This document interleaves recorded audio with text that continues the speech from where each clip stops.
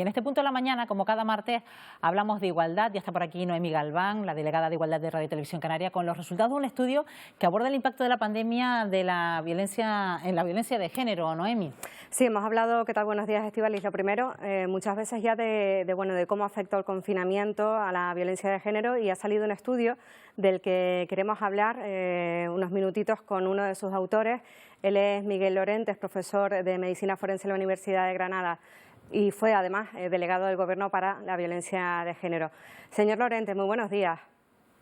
Hola, buenos días. ¿Qué tal? Encantado. Igualmente, encantada de saludarle. Dos aspectos fundamentales de este estudio son actitudes vinculadas directamente con la violencia de género, como son el control y el aislamiento, algo que formó parte, per se, del periodo de confinamiento.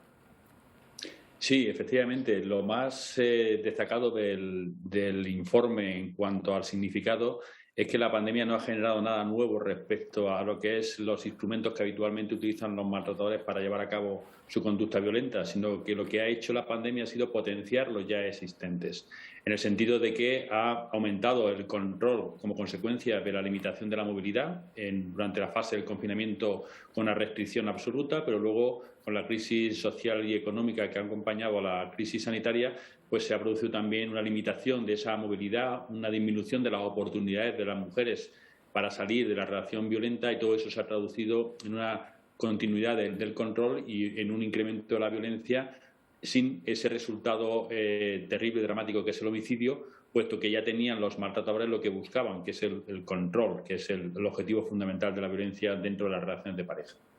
¿Cómo se tradujo ese confinamiento, esos primeros meses, a las llamadas al 016?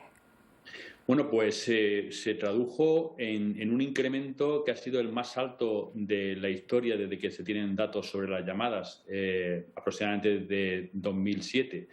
Y el trimestre del confinamiento se alcanzaron 25.600 llamadas y es el número más alto, reflejando precisamente esa impotencia, esa dificultad para salir de una violencia que se estaba produciendo, tanto a través de la violencia psicológica, pero también a través de la violencia física e incluso a través de la violencia sexual, que habitualmente forma parte de la violencia en las relaciones de pareja. Los estudios de la OMS recogen que cuando hay violencia en la relación de pareja, aproximadamente en el 40-45% de los casos hay violencia sexual también, y las circunstancias de limitación de la movilidad, de control absoluto por la restricción impuesta por el confinamiento, pero también la sensación de impunidad que tenían los agresores, ha facilitado ese incremento de la violencia y, por lo tanto, el número de llamadas al 016, porque era la vía más accesible, más fácil, más directa para poder plantear la situación que estaban viviendo las mujeres. Señor Lorente, pasamos de las cifras más bajas de asesinatos por violencia de género de la serie histórica, sin embargo, a las cifras más altas en un breve espacio de tiempo. Sí, es una situación previsible. De hecho, hay un primer trabajo que publicamos en mayo, pero hay incluso un post que hice en mi blog de autopsia el día 16 de marzo, es decir, 2 días después de empezar el confinamiento, advirtiendo de esta situación, puesto que ha pasado en otras circunstancias similares, generalmente alrededor de catástrofes naturales, ¿no?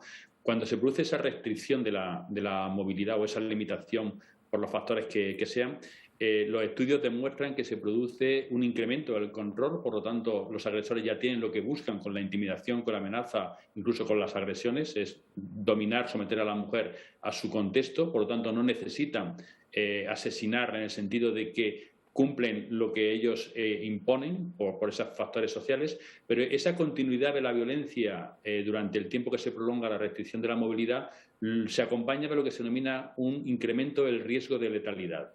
Es decir, la posibilidad de que ese control se traduzca en violencia cuando el agresor percibe que ha perdido el control es el elemento que dispara el homicidio.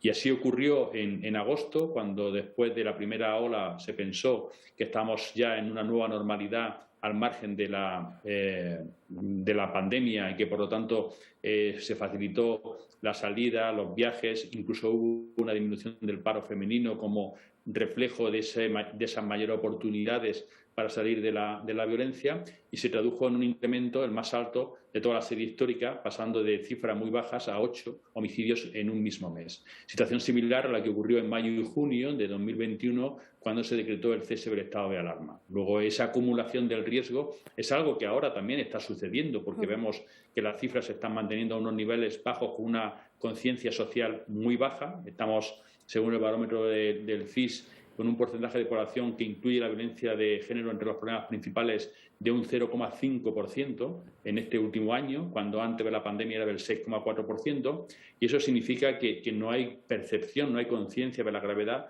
ni de la situación que se está viviendo. Por lo tanto, se está facilitando que continúe la violencia y eso siempre se acompaña de un riesgo de mayor violencia cuando cambien las circunstancias.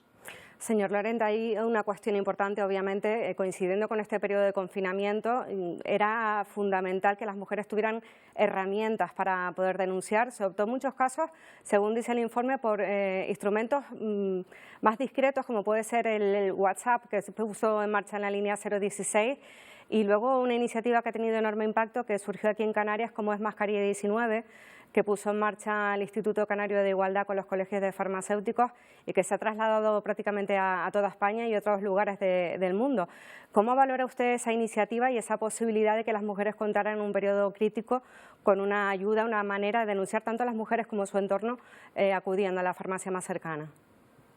Pues de forma muy positiva. Creo que es ese tipo de estrategias prácticas, imaginativas, pero cercanas a la realidad de la violencia de género las que tenemos que desarrollar. Las mujeres son conscientes de la violencia que están sufriendo. Es verdad que todo el peso de la normalidad, de la construcción cultural, las llevan a intentar gestionar la violencia, a pensar que es algo temporal, a creer que ellas son en parte responsables porque son los mensajes que mandan los agresores, o incluso a vivirla dentro de la normalidad, ¿no? Esa referencia de mi marido me pega lo normal, que repiten y que según la macroencuesta sigue estando presente, ¿no?